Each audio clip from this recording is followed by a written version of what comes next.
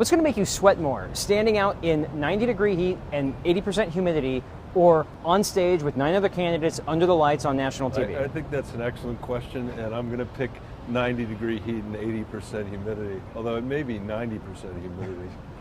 There's not much, I think that is no more humid than what we're standing in right now. It feels that way. Yeah. What makes you nervous? In life or? In this situation, in the debate? I think on the plane down here, I started to feel that kind of nervous energy that's a productive nervous energy when you're doing something like this. It's the unpredictable nature of it. It's knowing you've got 10 people who are all trying to get their voice out to the American people, and you just don't know how that's going to go, but it makes it exciting as well. What does today, so I picture this like a sports team. You're scouting perhaps, like who you're going to play next, but what does tonight look like? Are you watching the debate? Are you watching the moderators? What's tonight? I am going to watch the debate. As you know, they randomly selected the people on both nights. I think one of the things they did that was really good is they took some of the top tier candidates and put them on both nights, and the people that are lower in the polls and mixed them up. And I think that's going to make for a really interesting 2 nights for the American people. I forget what you're. What are you doing tonight? Oh, and tonight I'm going to watch it. I think it'll be fun to watch the debate. Are you scouting? Do you take notes? Are you watching as a fan? I'm sure I will take notes, and I'm sure that I've got friends on that stage tonight, just like I'm going to have friends tomorrow night. It'll be interesting to see how the moderators manage it. Be able to see how strict they are on time limits, all kinds of things like that. Is there anything that you could see tonight that will alter how you've prepared for tomorrow? I doubt it. I suppose that if you learned all of a sudden that people were focused on. I just fell over. It's so hot out here. If you discovered that every question were a yes/no answer, or that they asked for hands to be raised or whatever, you would adjust to that. Hi. We tried to find a quiet spot. He's saying it's too hot. Yeah. How have you prepared? Have you done mock debates? Yeah. What does that look like?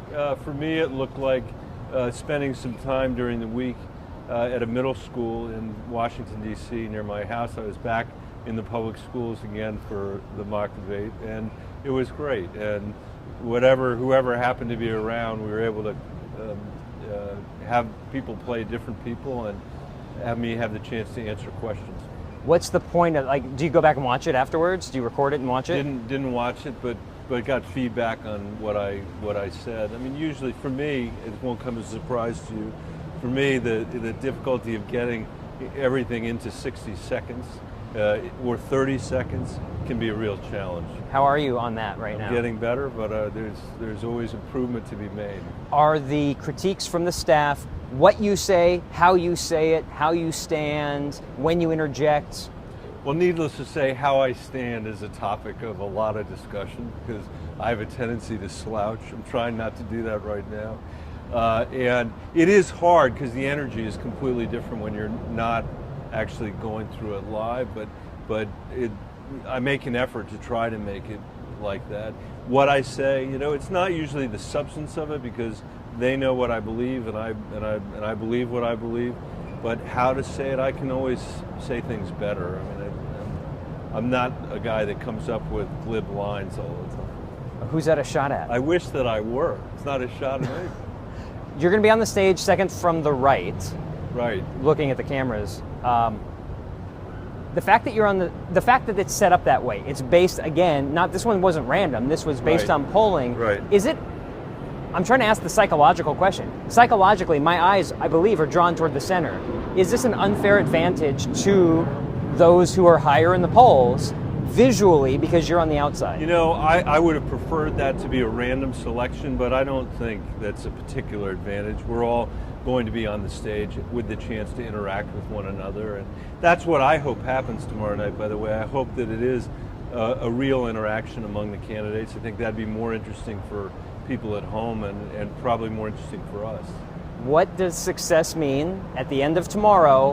What's going to have you leaving saying, I did exactly the best thing I could have done? What is that? I think that this is another step for me of putting one foot in front of the other. as I run for the Democratic nomination. I think there are a lot of people in America that I haven't had the chance to meet and who haven't met me, and I hope they'll have a favorable impression. I hope they'll see me as somebody who's willing to tell the truth even when it's inconvenient. I hope that they'll see me as somebody with the kind of experience that we need to be president, somebody that can beat Donald Trump. Do you need a Ted Cruz moment tomorrow to get noticed? I didn't bring Ted Cruz with me, so I don't think I'll have a Ted Cruz moment tomorrow, and I think it's unrealistic for anybody to expect that. Okay.